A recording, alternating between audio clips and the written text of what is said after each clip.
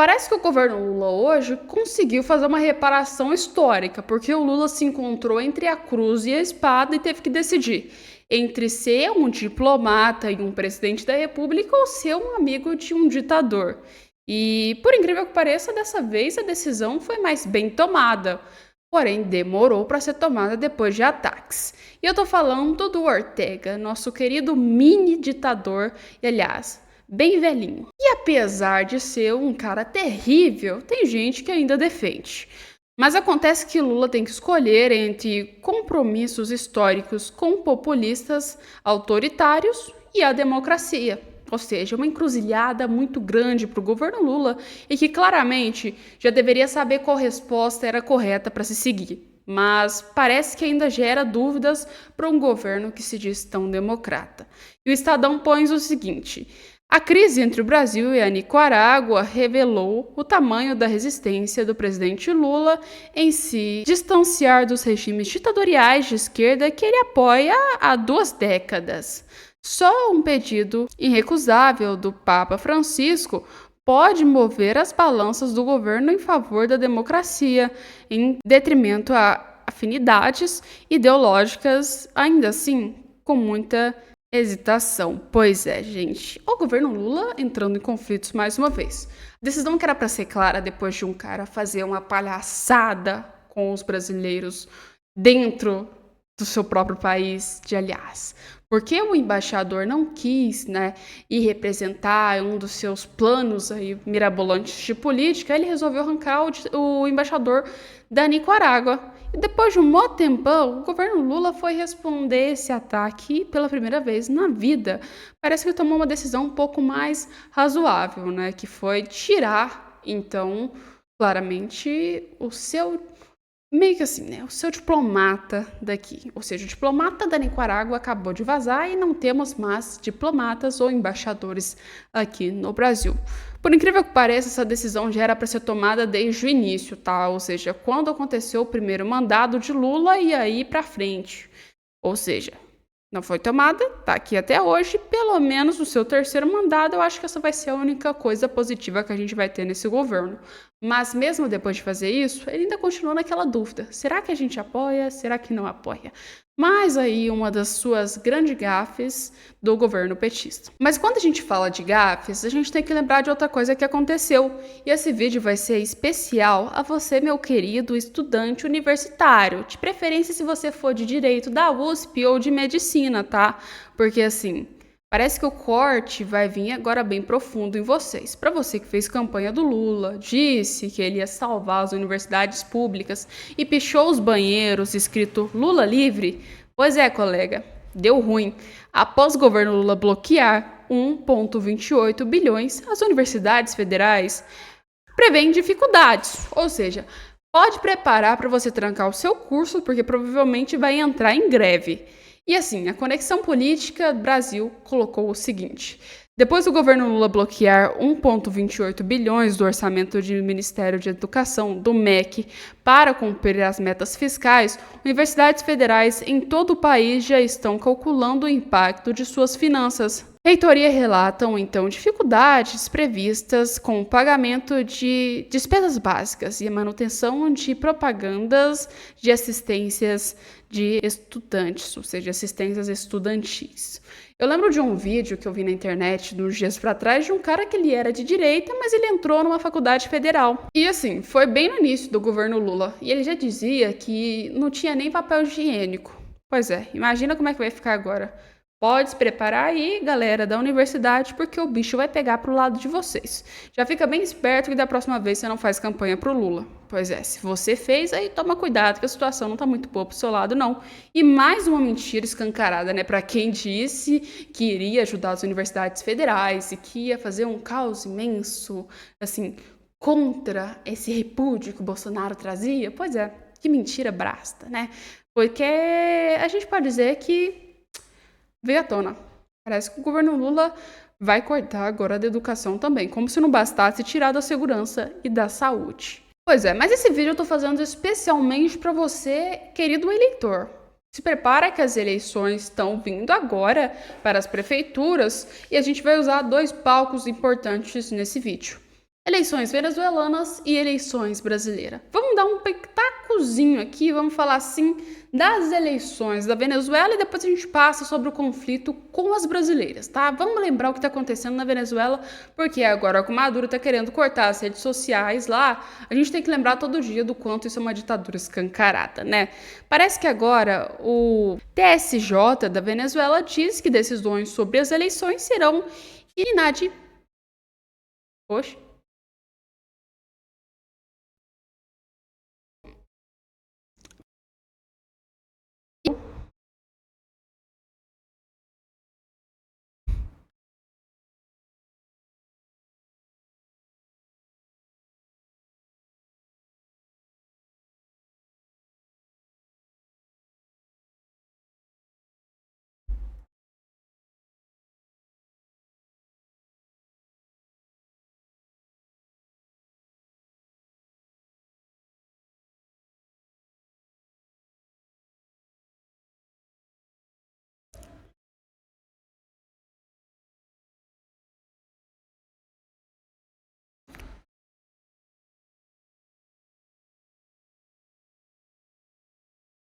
Mas a gente tem que lembrar que grande parte das pessoas que pertencem aí, né, aos Supremas Cortes da Venezuela ou são parentes ou são amiguinhas do Nicolás Maduro. Então, ou seja, não tem como a esquerda não deixar, ou seja, que a própria oposição não apele, pois é. Não tem nem para onde apelar. Ela afirmou ainda que a auditoria começou em 5 de agosto de 2024 e visa produzir uma sentença definitiva sobre recursos e apresentações por Maduro. A decisão será final e obrigatória, pois os tribunais de máxima instância judicial estão questionando as eleições. Pois é, galera, apresentados somente fatos por Maduro, a oposição não quiseram falar nem citar e, para piorar, não tem como apelar aí, no caso, a oposição. Vai ter que tomar conta com as próprias declarações da corte, a gente pode dizer assim, Suprema Corte da Venezuela, que por algum motivo é controlada pelo Nicolás Maduro. Nossa, gente, que democracia. Pois é. E assim, falando de democracia também, a gente tem a base de hipocrisia, né? Democracia e hipocrisia. Parece que até rima quando a gente fala do governo brasileiro. Porque a nota que o PT conseguiu soltar, gente, sobre eleições na Venezuela. Que nota terrível, tá? Aí coloca o PT saúde do povo venezuelano pelo processo eleitoral corrigido nesse domingo, dia 28 de julho de 2024, em uma jornalista pacífica e democrática e soberana. Temos aí certeza de que o Conselho Nacional Eleitoral, que aprovou a vitória do presidente Nicolás Maduro, dará tratamento respeitoso para todos os recursos que receba em prazo de termos de revisão na Constituição da República Bolivariana da Venezuela, importando que o presidente Nicolás Maduro, agora reeleito, continue o diálogo com a oposição. O diálogo mais pacífico a gente pode ver, né, que aliás terminou com gente morta e gente presa. E, aliás, o PT colocou assim que, de certa forma, estão apoiando tudo que o Nicolás Maduro está fazendo. Isso, para mim, é hipocrisia, né? Não democracia. Mas, assim, né? Não podemos dizer muito sobre isso, porque quem vai falar hoje é você nos comentários. Então, já prepara para deixar aí nos comentários sobre esse tema caótico que vocês acabaram de ver, que é o governo Lula inventando moda e apoiando ditaduras. E como eu disse para vocês que a gente ia citar a Venezuela, ia falar de eleições rapidamente, só para lembrar do que está acontecendo e o que o governo Lula fez em relação à Venezuela, vamos citar aqui um fato bem corriqueiro, mas um fato que, de certa forma, é interessante de se lembrar. Para você que vai votar agora, se prepara que o bicho vai pegar. Então aqui tá algumas dicas do calendário eleitoral. Veja prazos, regras para os eleitores e candidatos. Dica rápido, se caso você queira saber, tá? Se não quiser, você pode pular esse vídeo, provavelmente vai dar uns 2 minutinhos, 3 minutinhos, você pula para frente e assiste as próprias matérias, tá? Mas eu tô trazendo a informação para vocês. Metrópolis. As regras a seguir no ano que ocorrerão as eleições municipais de 2024 estão em vigor. Faltam 2 meses para o pleito, no qual a população escolherá o prefeito, o vice-prefeito e vereadores. e o calendário, que todos os direitos deverão dos candidatos e eleitores terem previsões diferentes da medida em que a data das eleições se aproximam. Cada pormenor está regulamentado pelo Tribunal, pelo caso Superior Eleitoral, o TSE, por meio da resolução número 23.738/2024. Nos dias atuais, por exemplo, a emissão de rádio e televisões já estão proibidas as transmissões de programa apresentando ou comentando por pré-candidatos ou candidatos. Desde junho, agendas públicas de municípios participarão, então, de inauguração de obras. Além disso, estão aí vedadas a nomeação de exonerações em locais de pleito. As conversões partidárias terminarão em dia 5 de agosto de 2024. Nelas foram decididas coligações, além de candidatas e candidatos e os cargos de prefeito e vice-prefeito e vereador. Agora, o prazo de inscrição da Justiça Eleitoral dos nomes de aprovação é de até 15 de agosto. As eleições municipais do 24 ocorrerão em todo o país, incluindo no Distrito Federal e o arquipélago de Fernando de Noronha. O primeiro turno do pleito será marcado no dia 6 de outubro e já o segundo turno será no dia 27 de outubro. Caso necessário, os municípios com mais de 200 mil eleitores e eleitoras, a votação será aberta a partir das 8 horas, considerando-se o horário de Brasília, que é encerramento, então, às 5 horas. Dia 19 de dezembro é o último para a diplomação dos eleitos. Pois é. Isso aí são as normas, as regras, as datas da questão eleitoral. Espero que tenha ajudado vocês nessa questão eleitoral, mas assim, tema rápido para a gente trazer e para você que vai ter que votar, assim como eu e todo mundo. Pois é, vamos lá. Temos outros fatos polêmicos que a gente precisa continuar falando, né? E eu já citei para vocês muito sobre as candidaturas. E já que a gente citou também sobre o governo Lula, vamos falar sobre uma polêmica que, assim, percorreu nas redes sociais esses últimos dias. Com certeza foi o Pablo Marçal, né? E, aliás, por incrível que pareça, Pablo Marçal xingou o Boulos de ser aí um cheirador de pó. E, por outro lado, a própria equipe, por exemplo, do Boulos, como o Lula Guimarães, virou e falou: você é um babaca psicopata. E ainda não tô vendo ninguém receber um mandado de prisão em casa, ou seja, domiciliar. A gente pode dizer que quando o próprio Luciano Hang virou e falou assim: você é um esquerdopata, parece que ele ficou preso em domiciliar. Por que agora a situação é diferente? É porque você xingou um marqueteiro, ou então xingou um coaching, ou porque o cara é de direita e não de esquerda? Assistam o vídeo que vocês vão entender. Responde sobre Maduro, que ele é fã, é um comunista de carteirinha, é alguém que é um playboy que tá querendo bancar o pobre e vocês vão demitir vocês tudo da prefeitura, suas camadas de comunistas. Fala aí! Vai perder seus empreguinhos, seus bandos de vagabundo. Eu vou ganhar essa eleição no primeiro turno. Esses bandos de vagabundos vão tomar ferro todo dia. Vou pra cima com toda a pressão que alguém já viu aqui nessa cidade. Eu sou um radical, extremista, invasor de terra, comunista, que vou tomar a casa deles. Você não vai fazer nada? Por enquanto não. O Boulos é um cara que não responde sobre Maduro, que ele é fã, é um comunista de carteirinha. Pois é, vocês viram as falas que o Pablo Marçal fez contra o Boulos, e aí, devido às suas falas do Boulos, né? Podemos dizer que o Pablo Marçal dá uma floreada ali, mas assim, o cara é empresário, é coach, ele sabe muito bem como florear isso, né, gente? Mas sempre essa dúvida. Pablo Marçal, Boulos, briga continua ainda sempre aí para as candidaturas agora de São Paulo, né? E assim, a tendência é que isso piore, até pelo menos ao fim disso tudo.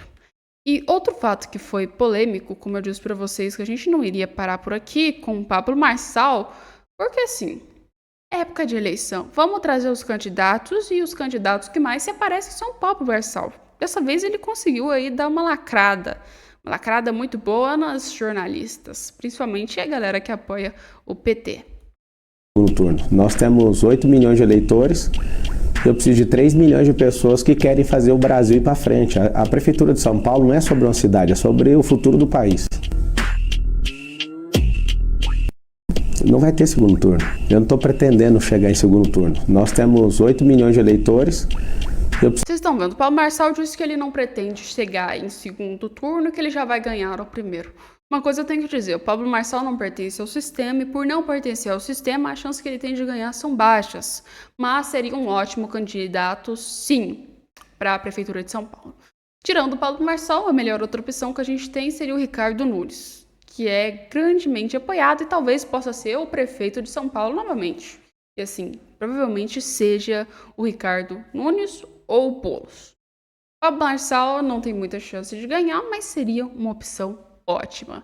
Vamos falar de outros temas também para terminar esse vídeo com chave de ouro para vocês. O que acontece? Um comandante da polícia militar, ele fez um apelo a curiosos. Não venham para cá. Pois é, publicado pela UOL Notícias, o comandante-geral da Polícia Militar de São Paulo, Cássio Araújo de Freitas, pediu para que as pessoas evitassem ir no lugar da queda de avião de Vinhedo, em busca de informações e orientação que provoquem que se informem pelas imprensas. Não venham para cá, é um local de crime que precisa ser organizado. Não venham para o fim de informações, coletem as informações com a imprensa, disse o comandante de Freitas em declaração em entrevistas coletivas que concedidas por autoridades ao fim dessa manhã de sábado. O que aconteceu? Caiu um avião em Vinhedo, que vinha do Paraná, tá? Infelizmente, todas as pessoas que estavam a bordo morreram, se eu não me engano, tinha umas 58 pessoas, tá? Infelizmente, uma coisa trágica. Meus pêsames aos familiares que estão aí sofrendo com a perda dos seus entes queridos. Isso é, infelizmente, uma tragédia muito, mas muito grande mesmo. Que eu esperava que o presidente da República teria feito uma nota um pouco maior, além de 1 minuto de silêncio. Mas o que acontece que é o problema? O avião, ele caiu perto de um lugar onde a gente pode falar residencial de chácaras. E muitas pessoas filmaram a queda desse avião. E como saiu muita coisa na internet de avião caindo, teve gente que foi lá em busca das próprias informações sobre a queda.